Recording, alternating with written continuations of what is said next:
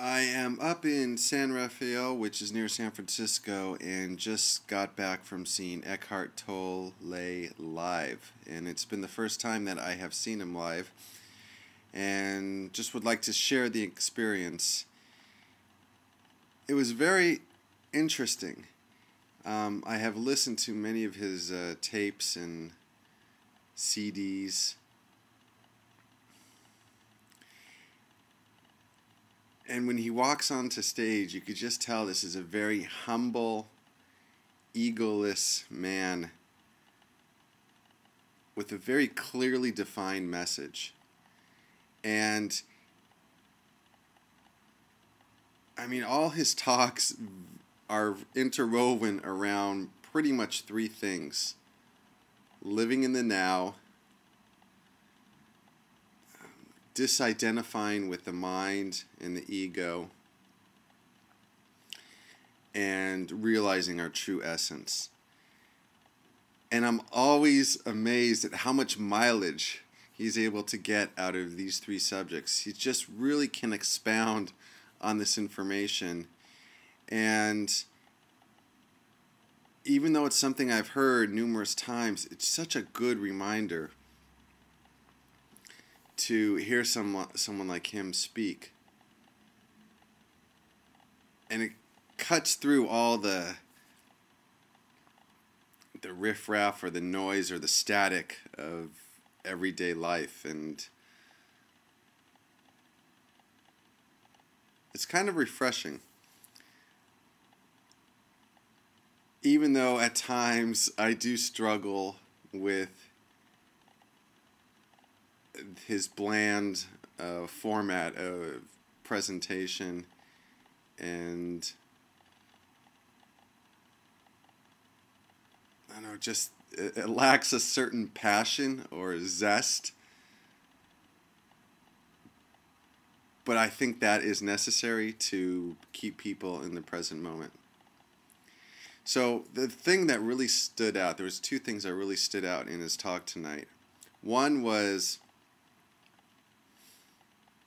he talked about our primary purpose, and our primary purpose being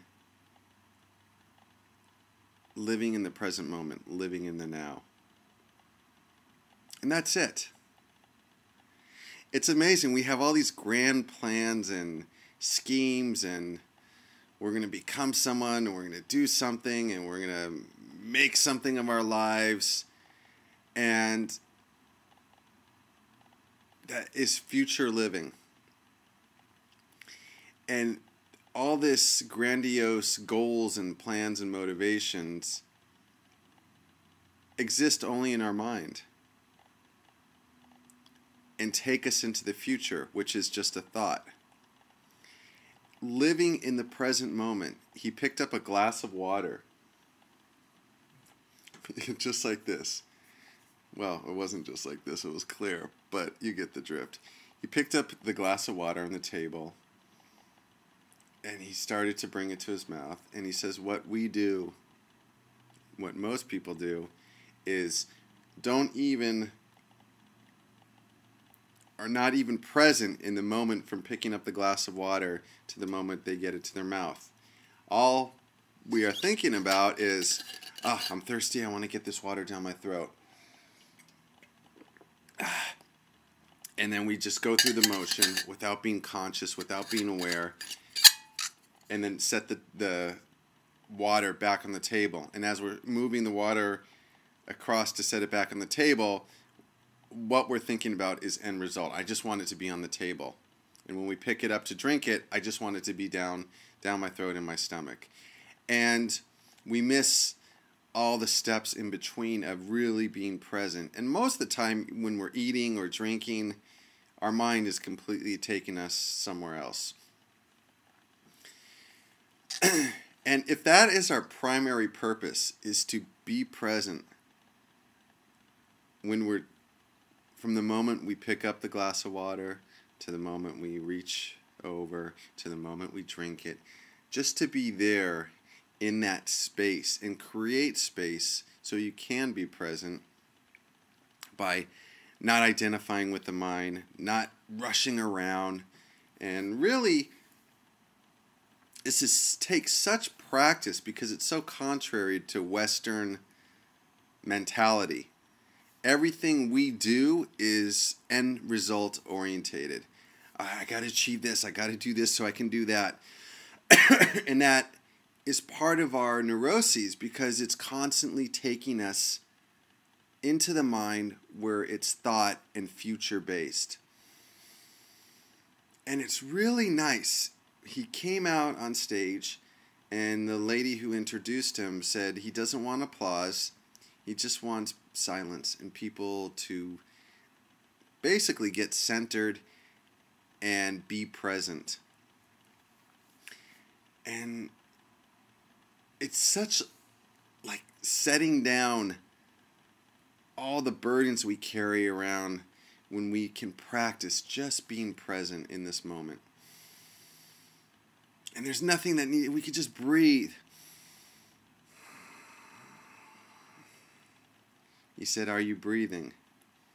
It was one of the first things he said, which just caused you to go inward and take you into the body and focus on your breath. Oh, yes, I am breathing. And the moment you connect with the breath, you're disconnecting or disengaging with the mind.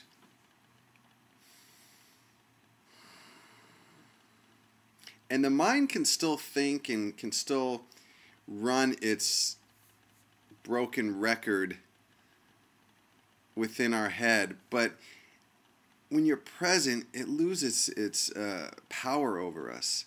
We just observe it. Oh, that's the mind doing its thing, like, seeing a scary movie. Oh, that's just a scary movie. It's not real. And we no longer have to obey it. And he talked about the repetitive mantra of the mind. It's just constantly going over and over the same things, and you can't do this, and how could that person do that, and labeling things, and trying to get ahead, and trying to see what you can get out of people, instead of just being present in the presence of other people, and just giving them the space, acceptance, and love to just be. And he talked about a child, an infant, before it can talk and before it's consumed with mind, that just innocent acceptance and love that a child or a dog or a pet will give without conditions. There's no judgment, there's no condemnation, there's just acceptance. And that's why we naturally, as humans, adults, gravitate towards children, because of that acceptance. And that's what, when you become present, he said, people naturally just feel a sense of love from you, with you, and you're just allowing things to be. And when you become present, there's no, I got to do this, I got to try that, I got to do, the whole mind thing.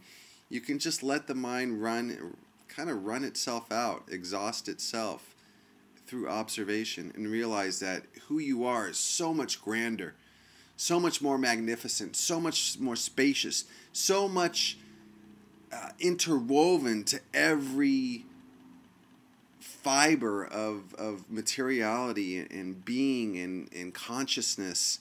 You talked about looking at a flower and just connecting with the flower. And this is really so contrary, especially to Western thinking, because we are so conditioned to achieve, to want, to succeed. And we feel a sense of lost at sea if we abandon all our attachments, our desires, our longings. But there is such tranquility in trusting life and letting it unfold, not needing to control, manipulate life, but just letting everything just be. All right, I will continue. My time's running up, so I will continue this part 2. Stay tuned. Thanks for listening.